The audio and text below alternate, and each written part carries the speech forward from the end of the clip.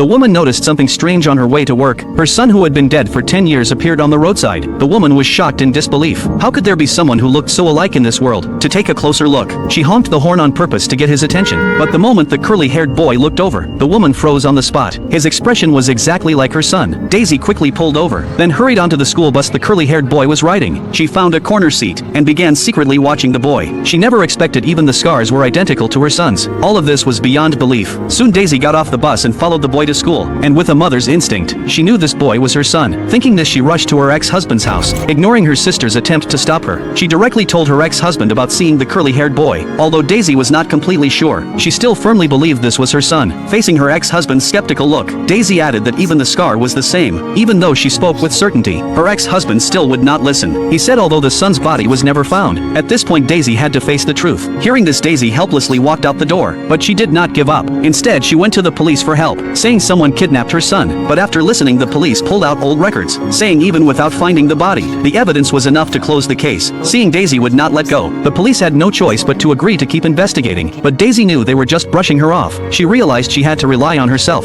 so she planned to uncover the truth on her own. Soon Daisy went to the boys' school to keep watch. When the boy walked out after class, Daisy rushed forward wanting to ask questions, but suddenly the boy's father came to pick him up. Daisy quickly turned away, to keep the father from noticing anything unusual. Then Daisy followed the father and son to a villa. She took photos with her phone to note the address, and began searching on her own. First, Daisy pulled out old photos with her son. She cut her hair short to look like she did in the pictures. Later, she found out the boys' school was hiring teachers. She thought it was the perfect chance to get closer to the boy, so she immediately applied for an interview. Luckily, Daisy was best at teaching music. Before long, she got the job, and became the boy's teacher. Soon Daisy learned the boy had grown up without a mother, living only with his father. Daisy's attentive care made the boy feel warmth he had never felt before, but this did not make his father happy. He came to school to meet Daisy. He said his son usually never talked about teachers, but lately kept mentioning her name. Seeing his concern, Daisy quickly tried to change the subject. No, I knew I'd take music workshops.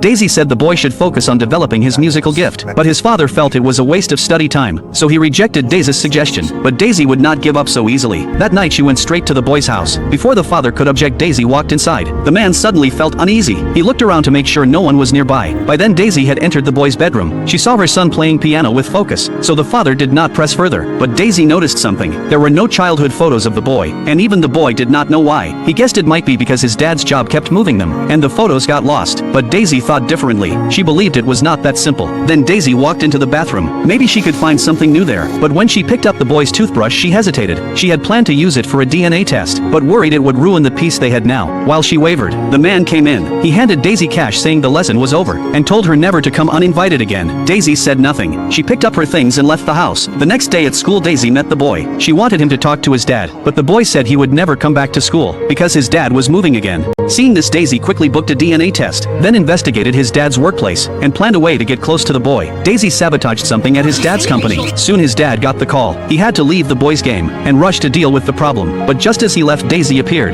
At that moment, the boy was hurt in the game. Daisy took the chance to comfort him, and took him home to treat the wound. This touched the boy deeply. Daisy asked about his childhood, but he could not remember anything before age 5. Hearing this, Daisy felt the situation was even stranger. After dinner, they talked a little. Soon the boy fell asleep. Daisy slipped into his dad's room.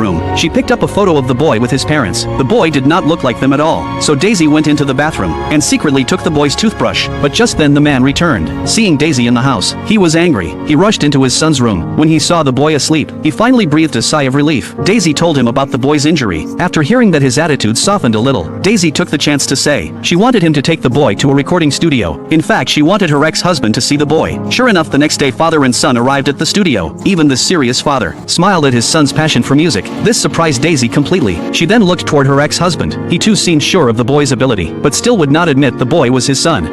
Why can't you see that he's your son? I know he's not my son, because my son died in a lake when he was 4. Hearing this, Daisy stormed out, but outside she saw the man waiting for her. He said they planned to go on a trip outdoors. He wanted Daisy to join them. Daisy was a bit surprised, but to spend more time with the boy, she agreed. That night, while the father was working, the boy suddenly asked about his mother. This instantly angered the man. Frightened, the boy ran out of the room. He had always known his mother's death was not normal, so he never asked his dad. But since Daisy showed up, his longing for his mother returned. He secretly investigated Daisy, and found out her son had died when he was 4 years old. The similarity was shocking, but when he saw a photo of Daisy Daisy with her son. He was stunned. The boy in the picture looked exactly like him. The boy panicked and started doubting his own identity. So he secretly went to find Daisy, but he did not say why. He just asked to stay the night. When he entered Daisy's son's bedroom, he was shocked. Everything in the room felt familiar, and the paintings on the wall were ones he drew as a child. Just then Daisy walked in.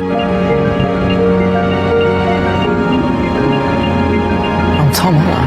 At this moment Daisy could not hold back anymore. To prove her belief, she collected the boy's saliva for a DNA test. When the boy asked if he had been kidnapped, Daisy was stumped. These events were too strange. Even Daisy herself could not understand. The results would take 24 hours. Once the relationship was confirmed, Daisy planned to take him far away, but the boy had no passport, so he could not leave the country. Daisy took a photo of him and asked a friend to make him temporary papers. She told him to wait in the room. Meanwhile, the man discovered his son was missing. He also found his son's internet history. Later Daisy came home and saw only a note. The boy feared his dad would track him, so he planned to talk at school the next day. But the next day Daisy could not find him. She searched every corner of the school but he was gone. Just when she was about to give up, she met the boy's father outside the school. He said the boy was waiting to go on a trip with her. Daisy was doubtful, but she still got in the car. As she suspected, the man drove to a secluded place. When he got out of the car, Daisy quickly tried to call her brother for help, but the signal was too weak. Her brother could not hear her. Then the man returned. He kindly told Daisy there was no service here and said the boy was waiting inside. But when Daisy went in, the place was empty. The rooms were unfinished. The man's face suddenly changed, so Daisy confronted him about the boy's mother, but he did not answer. Instead, he turned suspicion on Daisy. I think I'm just going to sit back and let you take him from me. Where is he? You think he's the boy you lost, don't you?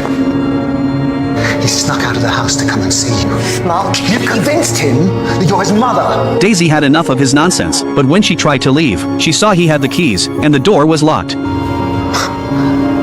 Do you honestly think I'm just going to sit back and let you take my son?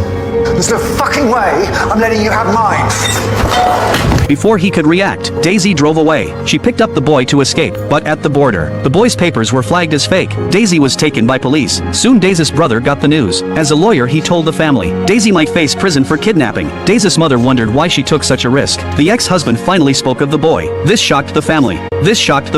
But then they all fell silent. No one had seen the boy, but all believed he was not the deceased son. Daisy's mother seemed troubled. She urged the brother to save Daisy, because he owed her. The brother wanted to argue, but the mother held something over him. It seemed everyone was hiding something. Days later, when the brother went to the police, he found something shocking. The DNA test said the boy was Daisy's son. Hearing this, Daisy was overjoyed, but her brother looked uneasy. The boy's father was arrested for kidnapping. The family celebrated the boy's return, but everyone looked uneasy, as if they did not truly welcome him. Even his own father seemed stiff. At dinner, the boy was stopped from eating seafood. They said he was always allergic, but the boy said he had eaten it since childhood with no problem. The ex-husband grew suspicious again. He was more convinced the boy was not his son. The celebration ended quickly. Later, the ex-husband and his wife went to Daisy's brother. They asked for another DNA test, but the brother refused. He said the official report was reliable, so the boy must be her son. But the ex-husband's wife was not convinced. She feared the boy might reunite her husband with Daisy, so she wanted proof the report was false. Seeing her persistence, the man bluntly said, "Everyone always believed she was the one who hurt their son." The talk ended abruptly, but to the brother's surprise, Daisy got new test results. This time it showed the boy was not related to her. It contradicted the police report completely, so Daisy asked her brother for help. She wanted to meet the boy's father again. Though reluctant, the brother arranged it. Meeting him, Daisy asked about the boy's mother. The man finally confessed. The boy's mother had postpartum depression. She ended her life when the boy was 4, and the boy had witnessed it. To ease his trauma, the father cleared away the old photos to erase the memory of his mother. Daisy finally realized she was wrong. She told him about the test results, but during her visit, her brother took the boy to the old scene. He told the boy everything was just an act. The purpose was to save Daisy. As he spoke, he moved closer to the water. Meanwhile, Daisy learned the boy was gone. She thought her brother had tampered with the tests, so she told her mother everything. Hearing this, the old woman panicked. She guided Daisy to the river. When they rushed inside, they saw the brother burning wood. Even after Daisy searched everywhere, the boy was gone. The old woman could not keep lying. She told Daisy the truth about her son's death, but before she could finish, her brother slapped her. Daisy broke down, wanting to call the police. The brother finally decided to confess. On that day, only Daisy did not know. She was by the river with her son,